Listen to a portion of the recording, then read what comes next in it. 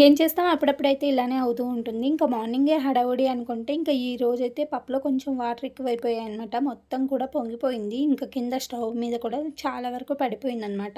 ఇంకా సరేలే అనేసి అదంతా కొంచెం క్లీన్ చేసేసాననమాట. పైపైన క్లీన్ చేసేసిన తర్వాత పప్పయితే తాలింపయితే వేసేసాను. ఇంకా పిల్లలకి ఈరోజు టిఫిన్‌కొచ్చేసి గుంత పొంగనాలైతే వేసేస్తున్నాననమాట. ముందైతే ప్యాన్ ఎక్కువగా వేడి చేసుకోవాలనమాట. ఇదైతే పాతదనమాట.